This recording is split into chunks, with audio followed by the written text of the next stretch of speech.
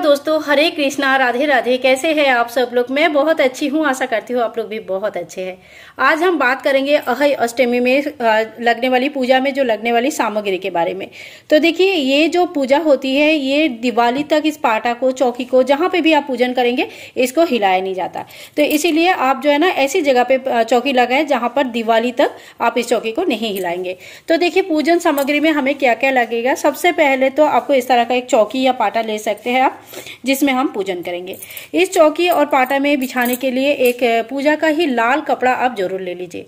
फिर देखिए, इस तरह का जो अहय अष्टमी में इस तरह का जो कैलेंडर हमें मिलती है या तो फिर इस तरह का फोटोज मिलती है माता का, तो अहय माता का इस तरह का एक फोटो या कैलेंडर आप जरूर ले लीजिए।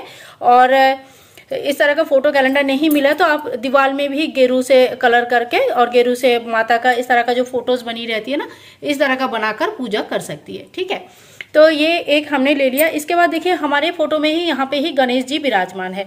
अगर आपके फोटो में यहाँ पे गणेश जी विराजमान नहीं है तो आप जो है ना गणेश जी के इस तरह का कोई छोटा सा मूर्ति, जो भी आप पूजन करते हैं, तो इस तरह का एक छोटा सा मूर्ति आप जरूर ले लीजिए, जिसमें गणेश जी की पूजन करने के बाद ही हमें बाकी पूजा शुरू करनी है। अहय अष्टमी की पूजा में 2 घड़ पूजा जाता है। तो 2 घड़ में देखिए इस तरह का मिट्टी के घड़ा आता है, और ये जो घड़ होता है इसमें देखो कोई डिजाइनर वाला आते हैं, कोई बिना डिजाइनर वाले भी आते हैं। तो आपको जैसा अच्छा लगे। ये डिजाइन मैंने ऐसे घर में ही बनाया था तो काफी अच्छा लगता है, देखो घर में भी आप कर सकते हो।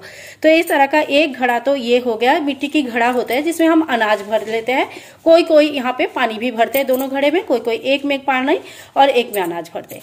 दूसरा एक घड़ा हमें लेना होता है, तो ये आप पीतल का ले सकते हैं या किसी भी तरह का लोटा भी ले सकते हैं, या कड़वा, जहाँ पे मतलब करवा चौथ की पूजा में जो घड़ा हमने लिया था जिसमें पूजन की थी, उस तरह का कड़वा भी आप ले सकते हैं।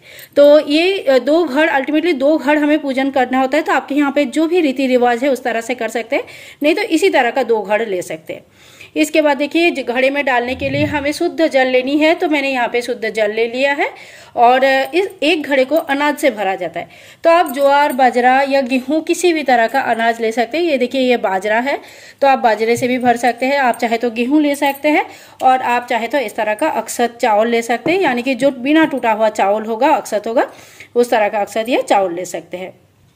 इसके बाद देखिए, अहय अष्टमी क्या इस तरह का, करवा चौथ और अहय अष्टमी क्या इस तरह का व्रत पूजन कहानियां आती है। तो आप देखिए, यहाँ पे भी देखिए करवा चौथ पूजन का यहाँ पे फोटोज दिया रहता है, यहाँ पे अहय अष्टमी के पूजन का फोटो दिया रहता है। तो इस तरह का बुक्स जो है ना मार्केट में अवेलेबल हो जाता है, बहुत आराम से मिल जाता है इस टाइम पे। तो आप ऐसा बुक भी ला सकते हैं, नहीं तो अहय अष्टमी के जो कैलेंडर होते हैं वहां पे भी व्रत कथा लिखा रहता है, तो आप वहां से भी पढ़ सकते हैं, और नहीं तो इस तरह का जो बुक्स होता है यहाँ से भी पढ़ सकते हैं। इसके बाद देखिए, पूजन सामग्री में हमें बहुत ज्यादा कुछ सामान तो नहीं चाहिए होता है। तो क्या क्या चाहिए होगा, तो सबसे पहले देखिए, रोली ले लिया, हल्दी ले लिया, थोड़ा सा धूप बत्ती ले लिया, और कलावा ले लिया। कलावा हमें घर में कंठ में बांधने के लिए चाहिए होगा। और यहाँ पे घी का एक दीपक मैंने लिया है। तो देखिए, घी का जो दीपक है ना, हर जगह नहीं जलाया जाता है। अगर आपके यहाँ पे घी का दीपक जलता है तो आप ले सकते हैं, नहीं जलाया जाता है तो इसको स्किप कर सकते हैं। और इसके बाद देखिए, थोड़ी सी दक्षिणा हम लेंगे। जो भी दान हम करेंगे तो दान के साथ साथ थोड़ी सी दक्षिणा भी हमें दान करनी होती है।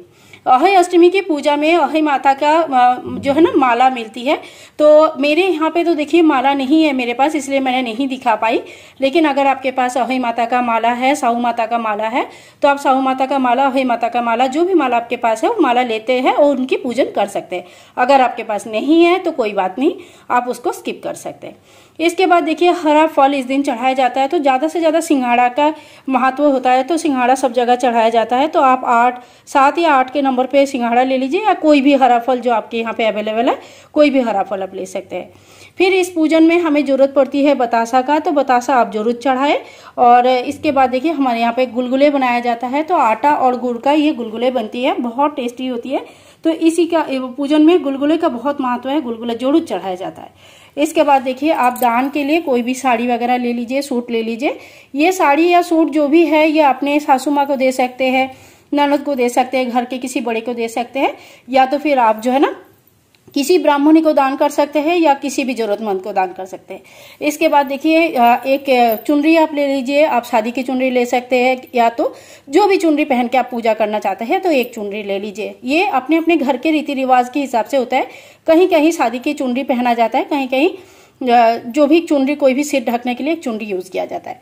तो ये थी वो समस्त सामग्री जो अहय अष्टमी पूजा के लिए हमें चाहिए होगा।